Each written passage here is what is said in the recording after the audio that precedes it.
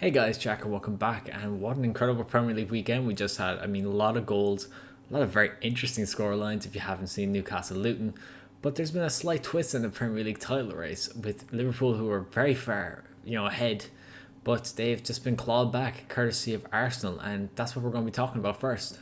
A bit of a surprise for me, to be honest. Honestly, with the emotional kind of roller coaster that Liverpool have been going through, I thought this would be kind of a tough win for them, but instead, it was a very comprehensive win by Arsenal. I mean, they really set the tone in this game. They looked calm, they looked collected, and while there was times where they were a bit wasteful in possession, overall they just maintained control. And while they weren't penetrative, they didn't. Oh, fuck me.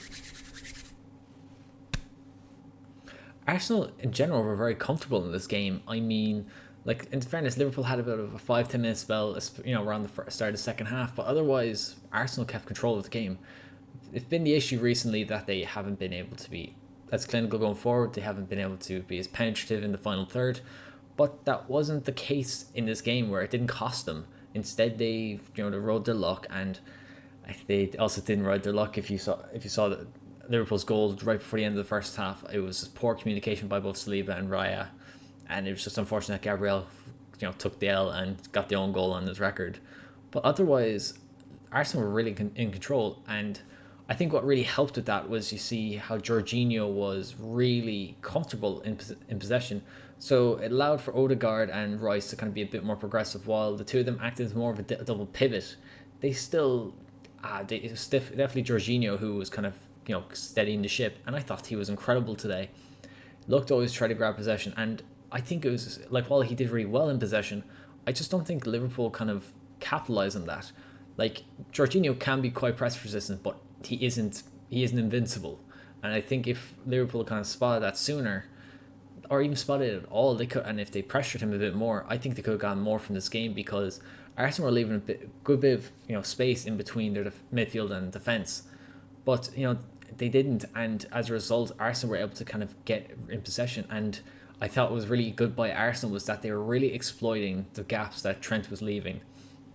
So what we saw was that Martinelli was having free run down the left hand side, knocking over the top, and it was up to Konate to try to press him. And while Konate is quick, he's incredibly quick for given his size and for his position, but Martinelli is a flyer, and he caught Konate out a couple of times, and like that's how they got their first goal. It's just direct running, and you just saw how difficult it was. And Trent, because he wasn't tracking back, Andy Robertson came on, and then obviously Trent's coming back from fitness. Gomez got switched out to the right, and they were a bit more secure there, but it just wasn't great work from Liverpool, to be honest. And obviously, we've got to talk about Kai Havertz in this game. While he wasn't great in front of the goal, his decision making is still a bit off at times. And while that was the case here, and it could have cost him before, I thought he did well today. He definitely caused a lot of issues for for Liverpool, and it's because of his size. He's just really awkward, and because he's a bit kind of gangly, and like I've seen it with playing with teams myself, that you just don't know what to do per se. And like Konate and Van Dijk struggled really to kind of maintain him. And as we saw, like his runs, especially during counter attacks, he had to be stopped. Joe Gomez got booked, and he had to be kind of reined in a bit. And Konate got a second yellow. And I think in terms of the balance of the game, Arsenal deserved to win this. Liverpool looked very poor in defence. Van Dijk just wasn't up to his best. Obviously, he had a mistake for Martinelli's goal, and there just wasn't great movement from him, especially for the last goal by Trossard. I just think that maybe maybe they're a bit emotionally driven for the last few games, that maybe they've been a bit mentally fatigued, or because they didn't have Mohamed Salah up top, they just looked a bit toothless going forward. Even when Darwin Núñez came on, they weren't able to stretch the defence. I think it was a really good tactical move by Arteta.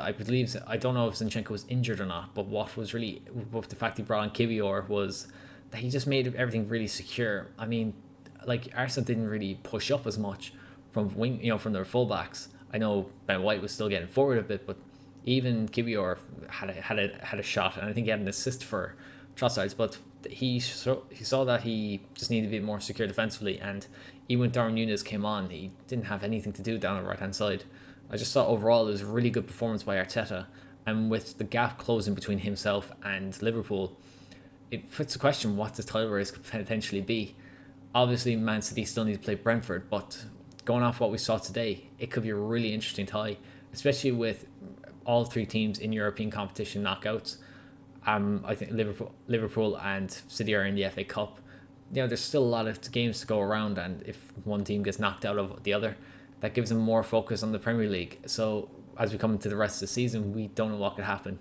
My man of Matchday has to go to Jorginho. He just was really calm, really secure. And I remember I was listening to a podcast there a couple of months ago, and when he was being interviewed, and I liked him at Chelsea, just given his style and unneeded criticism of him, just because he's quite a limited player.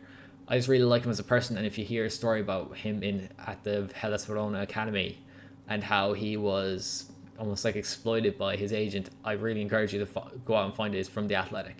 But that's it for this game. Let's run to the rest of them.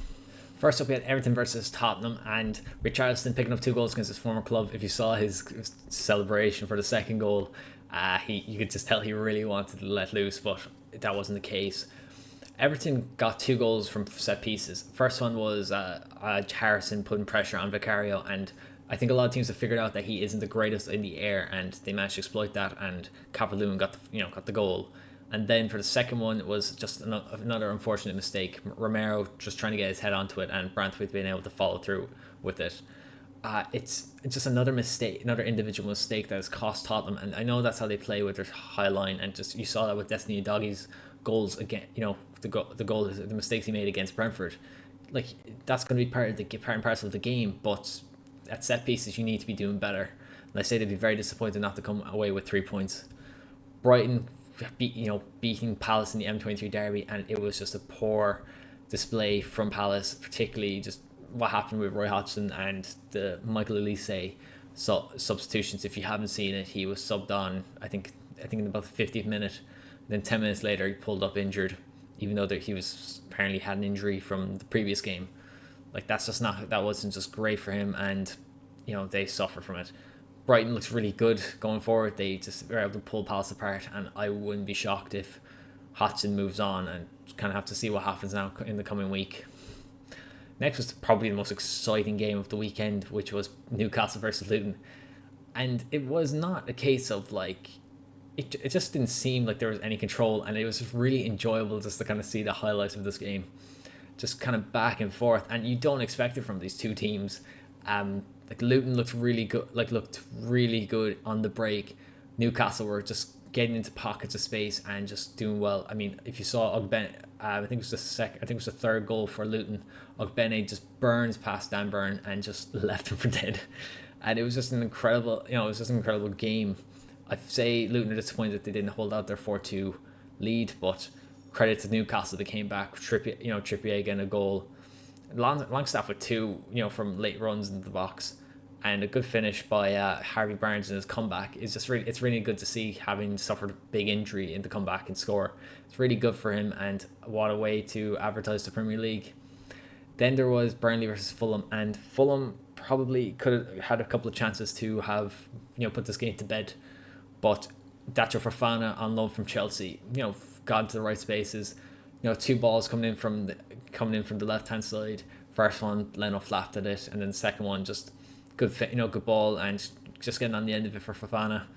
Definitely putting themselves into the heart of Burnley fans. And while I do feel like it's a bit too little, too late, it's a good start, and maybe they'll give them more of a fighting chance. Fulham again will be disappointed, but it's just how it is. Then we had Aston Villa comprehensively beating Sheffield United 5-0, and while I did think that they make it a bit tricky for them, Aston Villa just very clinical. They pounced on defensive errors, especially when Sheffield United lost possession. They countered really well, and I just think that they just kind of counterbalanced what Sheffield United were trying to do. And as you saw, Douglas Luiz came off at half time because they can make that sub. Ollie Watkins looked really good, John McGinn as well. They just all looked really coherent, and it's just not looking good for Sheffield United and Chris Wilder. They definitely need to kind of reassess everything again, and at home you shouldn't be losing 5-0. I mean, fans were leaving after 30 minutes after Tielemans struck off the bar and it went in. So it's not a great look for the Blades, but that's just kind of what happens from time to time when you're in a relegation battle. Next up was a solid win for United, and that hasn't been the case this season. What's been the issue is that they've gone ahead, but they tend to lose the plot a bit and kind of, almost like kind of capitulate under pressure and trying to keep on scoring. But instead, they kind of shut up shop a bit more. And while they did have a couple of scares, overall they were really good.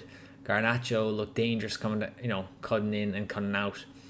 Hojlund with a great finish, past Areola, and then the 2 goals from Garnacho. Like, it's good to see. It's really disappointing though to see that Lisandro Martinez may have suffered a knee injury, and considering that he spent the last 3 or 4 months recovering from a foot injury, and he looked like he was back in fitness. Unfortunately, he looks like he could be on the sidelines for a while, and I just hope for his sake that it's not as serious as people believe, and even if it is, just for him to have a speedy recovery, because he is a really talented centre back despite his size. He's been incredible for them, and I know he had a tough start to the season because he was suffering from an injury.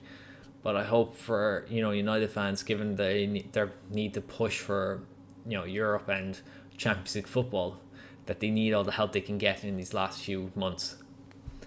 Then we have Chelsea. Just again, they were a bit unlucky, with Wolves' first 2 goals, 2 deflections taken to the past Petrovic, but they just couldn't gain control of the game.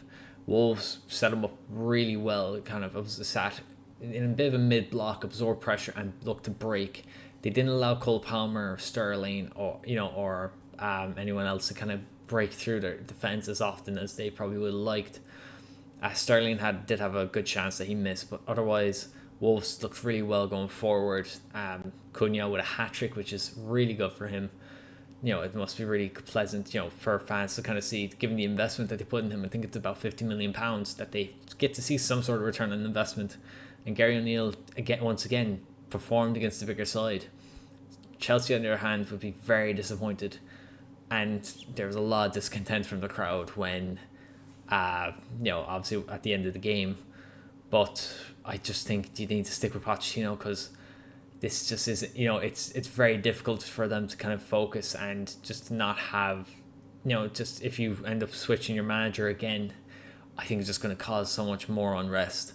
And given just such a young team, he needs a season just to bed in.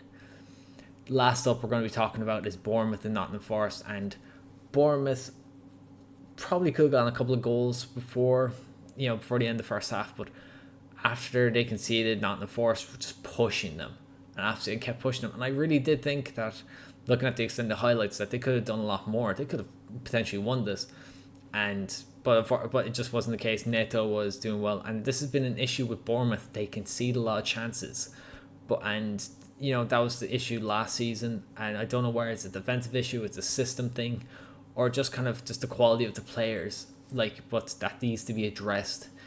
They look like they're going to be safe this season, but potentially in the summer when they can, invest and potentially buy new defenders.